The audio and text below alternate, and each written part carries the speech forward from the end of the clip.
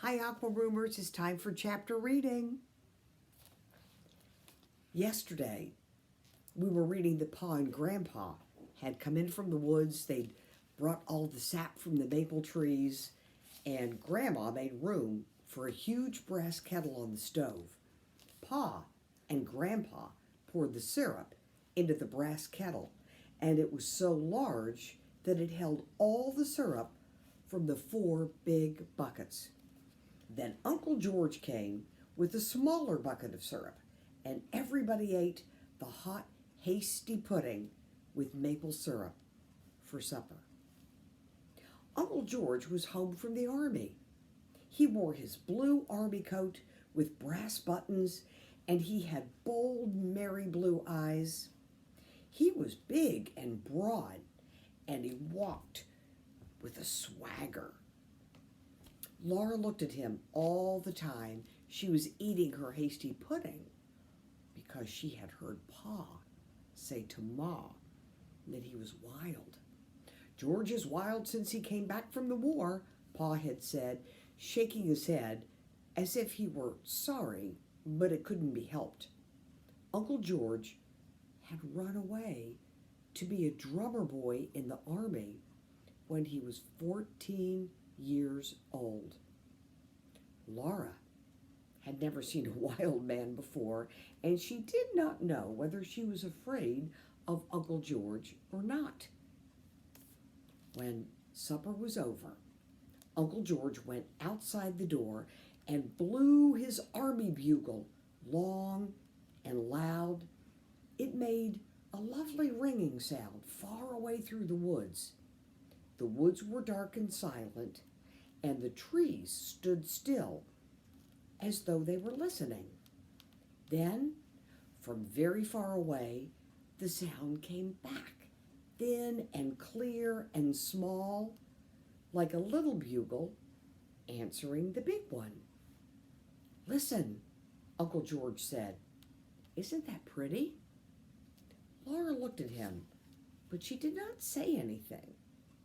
And when Uncle George stopped blowing the bugle, she ran into the house. Ma and Grandma cleared away the dishes and washed them and swept the hearth, while Aunt Dosha and Aunt Ruby made themselves pretty in their room. Laura sat on their bed and watched them comb out their long hair and part it carefully. They parted it from their foreheads to the napes of their neck, and then they parted it across from ear to ear. So, do-do-do, do-do-do-do. They braided their back hair in long braids, and then they did the braids up carefully in big knots. They had washed their hands and faces, scrubbed them well with soap at the wash basin on the bench in the kitchen. They used store soap, not the slimy, soft, dark brown soap that Grandma made and kept in a big jar to use for common every day. Oh, so soap could be made, and it was soft and brown. But I guess you could buy a bar of soap at the store, and that's what they got to use. They fussed for a long time from their front hair, holding up the lamp and looking at their hair in the little looking glass that hung on the log wall. A looking glass is a mirror. And you can see they're getting all ready for the dance. Doesn't it make sense that a mirror is called a looking glass? Because it's made of glass and you're looking at yourself.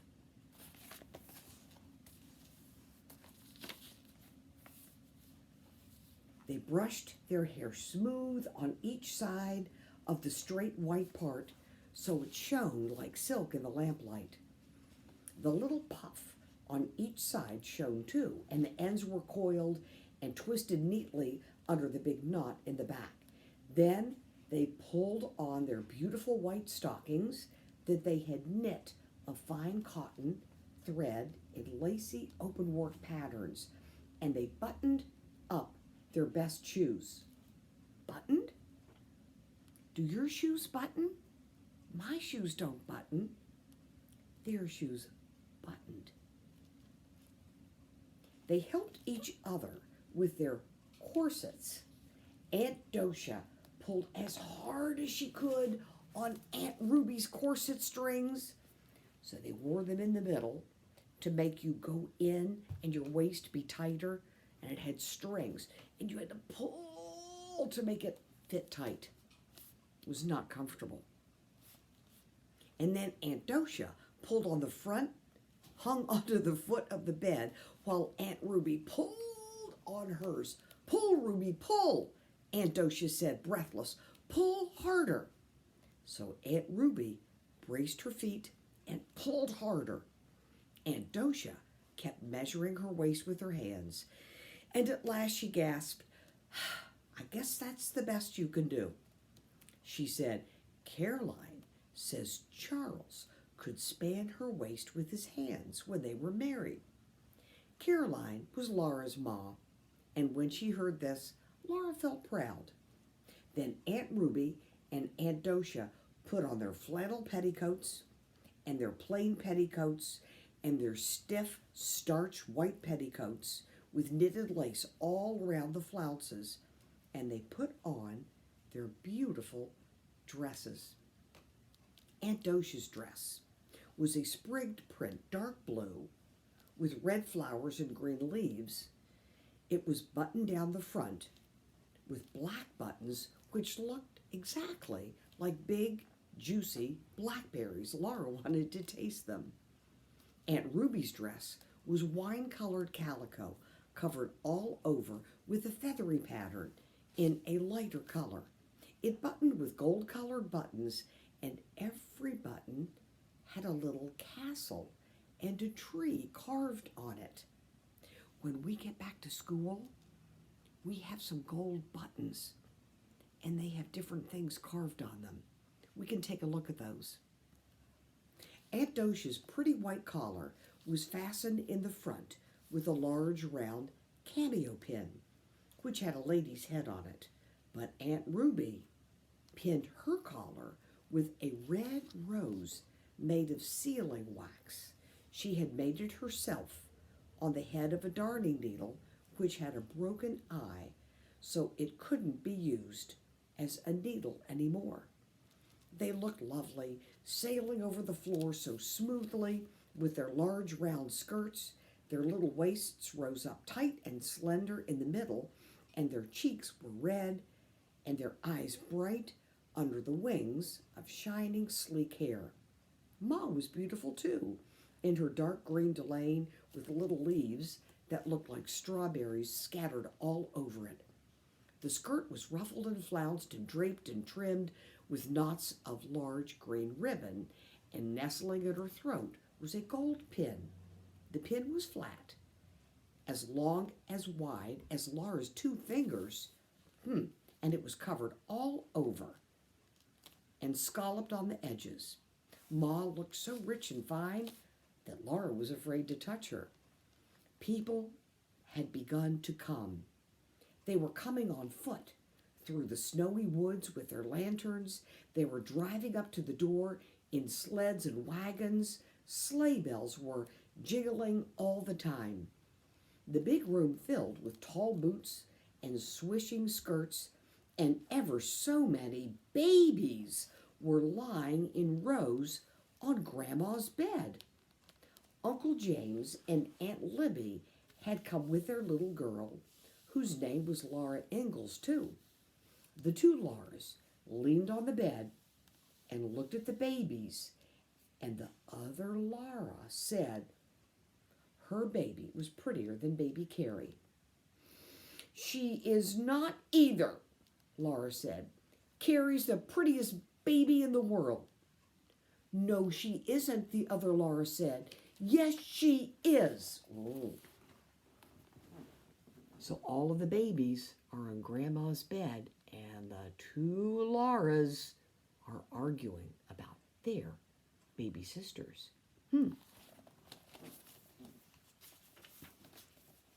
No, she isn't.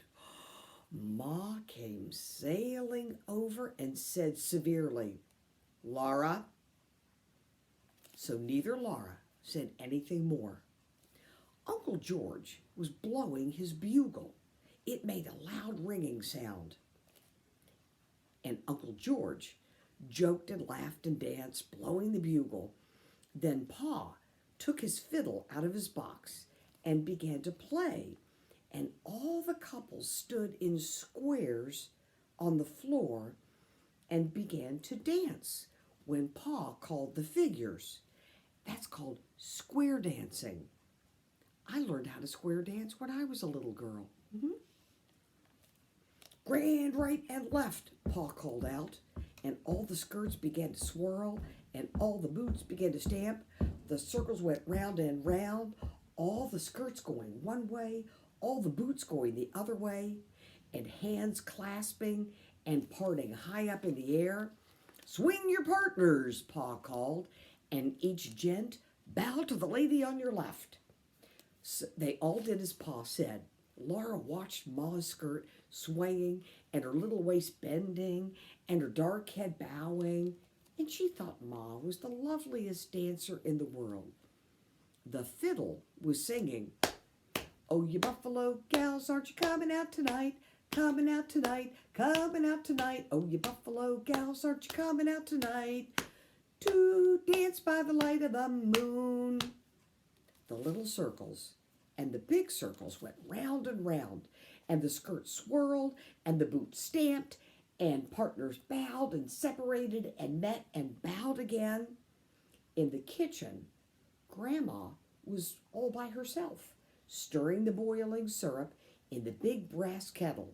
She stirred in time to the music.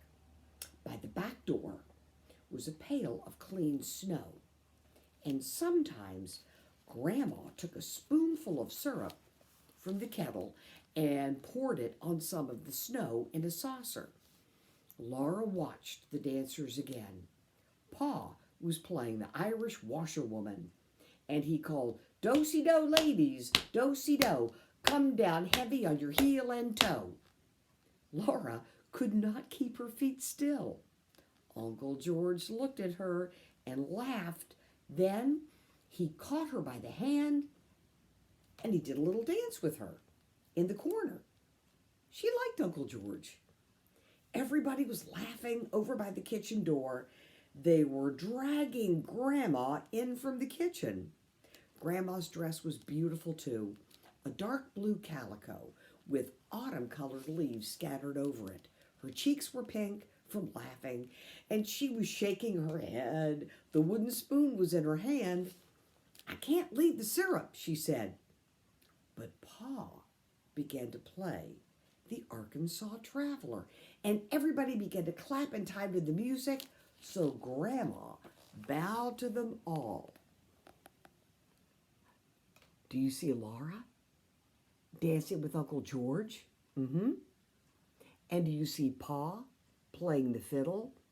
And if you look carefully, Grandma is way back in the kitchen, stirring the syrup. What a dance.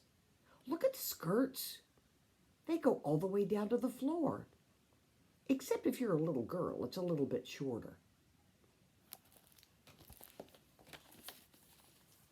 "I can't leave the syrup," said Grandma, but Pa began to play the Arkansas Traveler, and everybody began to clap in time to the music, so Grandma bowed to them, and she did a few steps by herself. She could dance as prettily as any of them. The clapping almost drowned out the music of the fiddle, and suddenly Uncle George did a pigeon wing, and bowing low before Grandma, he began to jig. Grandma tossed her spoon to somebody. She put her hands on her hips and faced Uncle George, and everybody shouted, "Grandma was jigging!" Laura clapped her hands. And tomorrow we'll read more and find out what happens at the dance. Dancing a jig. Ooh, that sounds like fun. So, until tomorrow.